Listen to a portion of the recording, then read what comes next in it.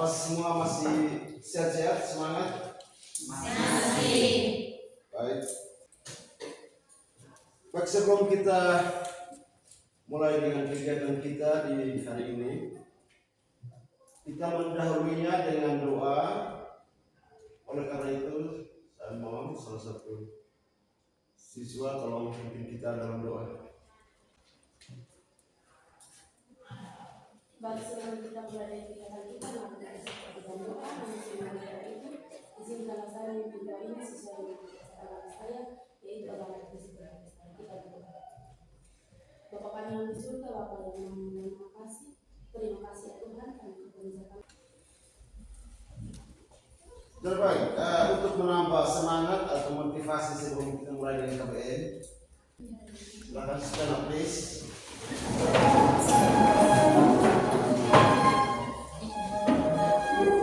Selamat pagi.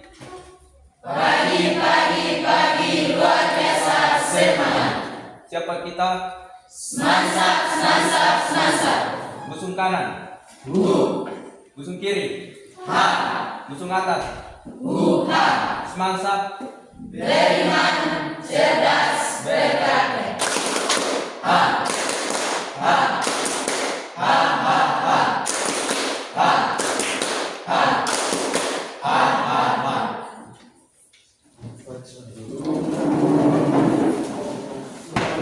Kembali, terbaik Pak harus mengecek kehadiran kalian.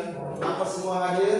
Baik, kalau sudah hadir semua kita akan mulai dengan materi kita hari ini, yaitu tentang koperasi sekolah. Di pertemuan kali lalu PPN 1 itu sudah bahas tentang koperasi sekolah. Hari ini materi pokok kita tentang manfaat koperasi sekolah. Namun sebelum kita bahas tentang materi koperasi sekolah, apa kalian masih ingat tentang materi minggu lalu? Masih. Ya. Siapa yang ingat tentang pengertian koperasi? Hari ini, silakan. Koperasi adalah badan usaha yang beranggotakan orang seorang atau badan hukum. Koperasi dengan melandaskan kegiatannya berdasarkan prinsip koperasi sekaligus sebagai gerakan ekonomi rakyat yang berdasarkan asas kekeluargaan. Asas kekeluargaan. Selanjutnya, bagi siswa silakan. Ya. Manfaat koperasi sekolah bagi siswa adalah sebagai berikut. Yang pertama, meningkatkan pendidikan karakter siswa karakteristik siswa seperti kejujuran, bertanggung jawab, dan kerjasama. Yang kedua, membantu siswa memenuhi kebutuhannya seperti alat tulis, buku pelajaran, dan seragam sekolah. Yang ketiga, meningkatkan kesejahteraan. Ya, kali di pertemuan kita kali lalu itu kita bahas tentang cara pendirian koperasi sekolah. Kemudian dari situ kalian sudah mendiskusikan tentang bagaimana cara membuat proposal pendirian koperasi sekolah. Situ kalian sudah ada bayang-bayang, sudah ada gambaran tentang manfaat koperasi sekolah. Coba siapa yang ingat tentang syarat-syarat pendirian koperasi sekolah? Saya Pak. Silakan. Syarat-syarat Berdiri saja Pak. Syarat-syarat pendirian koperasi sekolah. Yang pertama, anggotanya minimal 2 orang, pengawasannya 2 orang, akta pendirian koperasi sekolah yang telah disahkan oleh Kementerian Koperasi dan Usaha Kecil dan Menengah. Ya, baik, kita berikan aplaus dulu. Jadi mengenai koperasi sekolah itu sangat bermanfaat ya bagi kita. Tadi yang menjadi kendala atau hambatan bagi kita yaitu membeli pulpen atau kebutuhan atau alat-alat tulis. Dengan adanya koperasi sekolah, ya di situ pasti barang-barang yang dijual harganya bisa dijangkau dengan harga murah. Tidak perlu lagi kalian harus lari ke pasar, karena jarak pasar jauh, sekitar 3 atau 4 kilo. Baru kalian harus pergi ke pasar, jadi ke pasar hewan dan seterusnya. Lalu yang berikut tentang pengurus koperasi sekolah sampai yang ketiga. Ya, silahkan. Tujuan pengurus koperasi sekolah untuk mengelola koperasi sekolah, mewakili koperasi sekolah dalam segala urusan, menjaga dan memelihara kekayaan koperasi sekolah. Ya, jadi baik, kita akan masuk pada materi inti kita pada hari ini, yaitu tentang manfaat koperasi sekolah. Tujuan pembelajaran kita di hari ini, Yang pertama, melalui diskusi kelompok, siswa dapat menjelaskan pengertian koperasi sekolah dengan benar. Yang kedua, melalui diskusi kelompok, siswa dapat menyebutkan manfaat koperasi sekolah dengan benar. Yang ketiga, melalui presentasi, siswa dapat mempresentasikan hasil analisis manfaat koperasi sekolah dengan jelas dan sistematis. jadi baik, tujuan pembelajaran kita di hari ini itu ada 3. Yaitu yang pertama, melalui diskusi kelompok, siswa dapat menjelaskan pengertian koperasi sekolah dengan benar. Yang kedua, melalui diskusi kelompok, siswa dapat menyebutkan manfaat koperasi sekolah dengan benar. Yang ketiga, melalui presentasi, siswa dapat mempresentasikan hasil analisis manfaat koperasi sekolah dengan jelas dan sistematis. Oleh karena itu, Pak akan menayangkan video. Sambil kalian menyimak video yang ada, kalian membentuk kelompok, ya, membentuk kelompok diskusi. Kemudian kalian diskusi, ya, diskusi. Ya, di situ ada 2 topik yang perlu kalian diskusikan.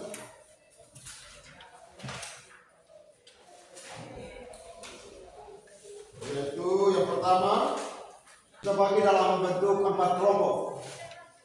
Jadi kelompok 1 dan kelompok 2 kalian diskusi tentang ya, kalian jelaskan bagaimana cara mengelola koperasi sekolah yang baik dan tertib. Itu kelompok 1 dan kelompok 2. Sedangkan kelompok 3 dan 4 kalian diskusi tentang manfaat koperasi sekolah bagi siswa, ya, bagi siswa, sekolah, dan masyarakat. Silahkan sambil Pak tayangkan video, kalian menyimak. Sebelum menyimak video, kalian bentuk kelompok. Silahkan bentuk kelompok.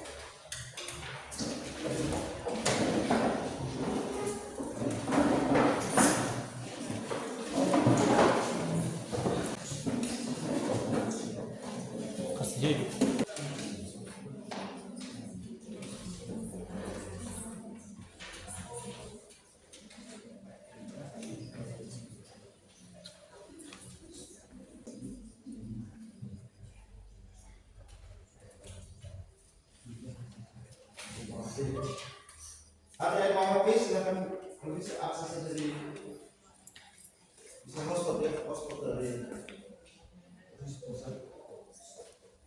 dari Papua HP supaya kalian bisa lihat langsung di situ di HP situ.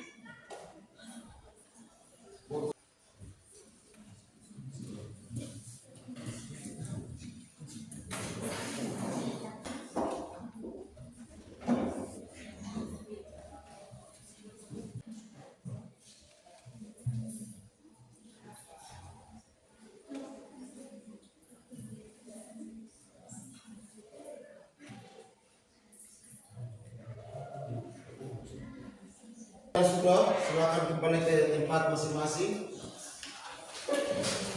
Kembali ke depan, kemudian kelompok 1 ke depan untuk mempresentasikan hasil diskusi kalian.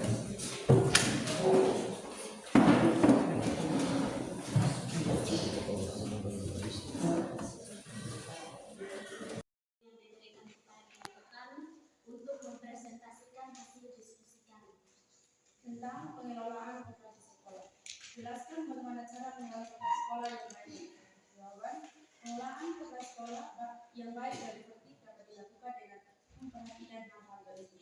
1. Perangkat organisasi yang lengkap dan berfungsi dengan baik. Perangkat usaha kepala sekolah harus sesuai dengan kebutuhan dan kemampuan siswa. Hal ini penting agar usaha kepala sekolah dapat berjalan dengan lancar dan memberikan manfaat bagi siswa. 3. Manajemen yang baik. Manajemen kepala sekolah harus dikelola dengan baik agar usaha kepala sekolah dapat berjalan secara efisien dan efektif. Manajemen kepala sekolah meliputi perencanaan, perorganisasian, pelaksanaan, dan pengawasan. Berikut adalah beberapa tips untuk mengelola kepala sekolah yang baik dan efektif.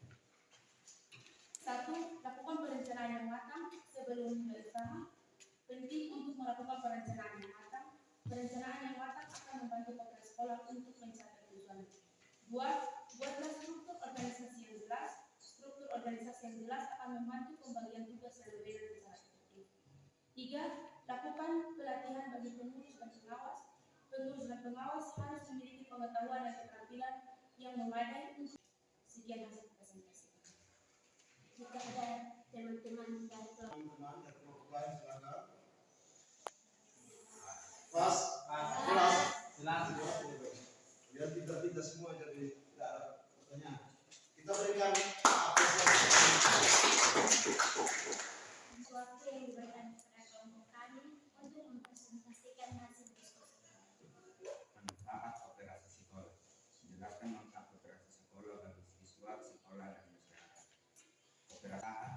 Operasi sekolah dapat memberikan kesempatan kepada siswa untuk belajar dan berwirausaha dengan menjadi pengurus dan pengawas operasi sekolah.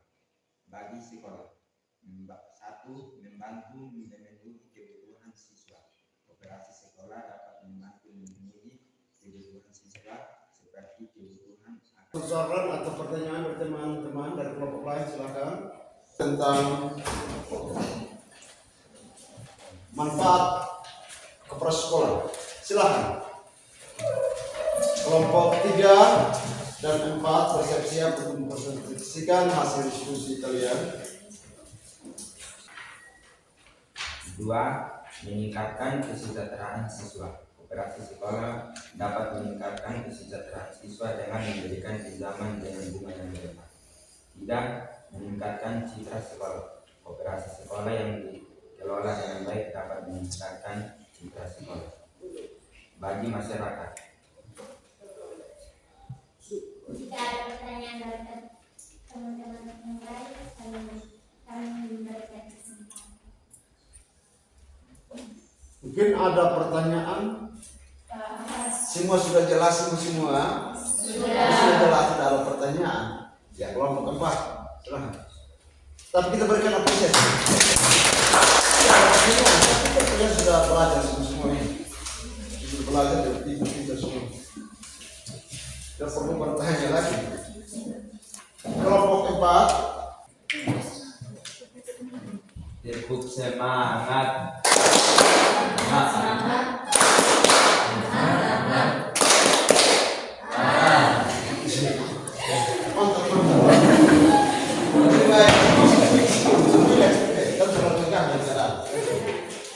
Jadi baik, kita mengambil kesimpulan tadi dari cara pendidikan sekolah itu yang pertama tadi itu tentang pengelolaan kepala sekolah yang baik. Kemudian juga ada manfaat daripada kepala sekolah. Itu manfaat yang banyak. Ya. Salah satu manfaat tadi di situ, koperasi sekolah adalah lembaga yang dapat memberikan manfaat bagi siswa, ya, sekolah dan masyarakat. Oleh karena itu penting untuk mengelola koperasi sekolah dengan baik dan efektif agar manfaatnya dapat dirasakan oleh semua pihak. Saya mengambil salah satu contoh seperti kebutuhan tulis, kebutuhan sekolah ya, contohnya seperti alat tulis.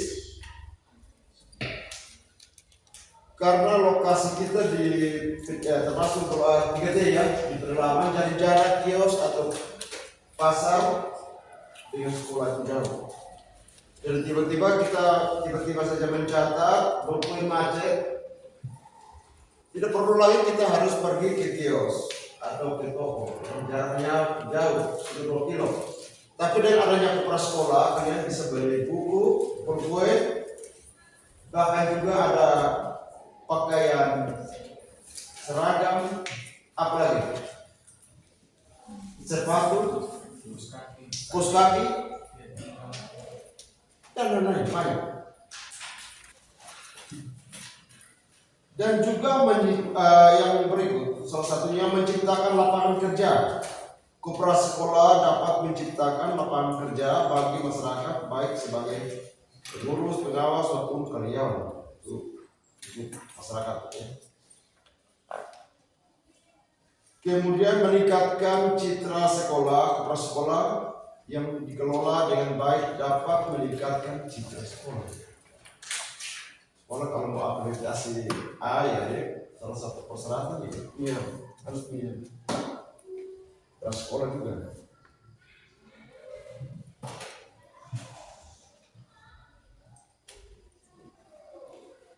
Kemudian mendapatkan kesempatan untuk belajar berwirausaha. Belajar berwirausaha atau dengan istilahnya entrepreneurship. Dia punya jiwa-jiwa untuk mau usaha, bukan hanya usaha di bidang perkoperasian saja. Di rumah saja dia bisa buat usaha kecil-kecilan atau jualan-jualan untuk mendapatkan upah, keuntungan. Ini kesejahteraan. Dia punya jiwa manajemen keuangannya ada, untuk mengelola keuangan ada. Dia pakai sistem boros-boros. Mungkin itu saja.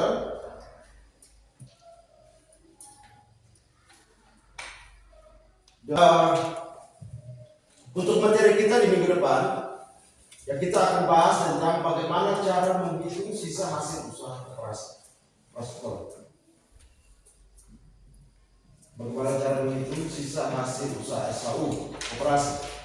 Jadi pulang kalian bisa browsing atau cari di internet bagaimana cara menghitung SHU, atau lihat di YouTube saja ada banyak sekali cara perhitungan prasekolah, dan minggu depan kita bahas tentang ya, untuk pertemuan kedua. Ya, hari depan lagi ya. Tapi hari Jumat itu sudah dijadwalkan hari Jumat. Jadi pulang kalian cari tentang cara menghitung sisa hasil usaha koperasi.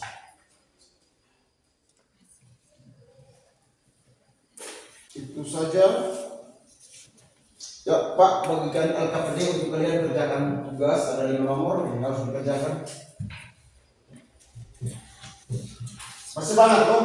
Masih. 5 nomor tidak terlalu lama ya.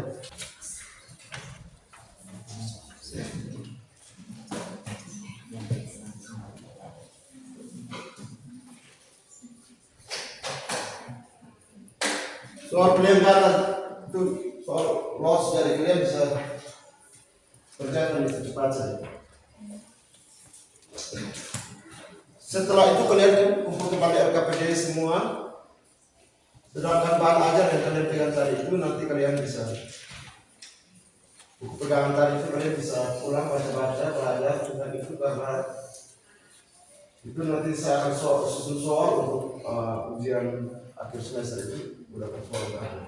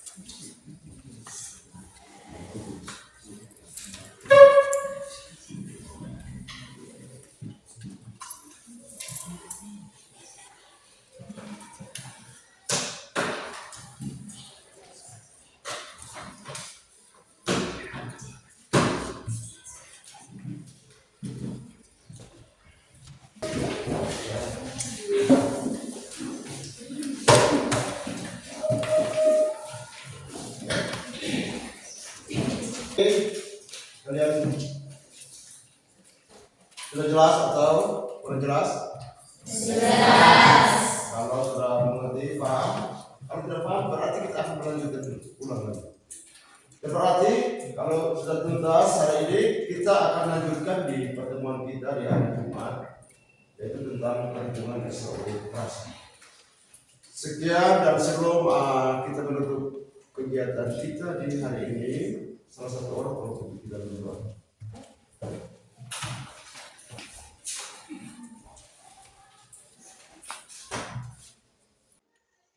Terima kasih. Bersyukur kepada Tuhan.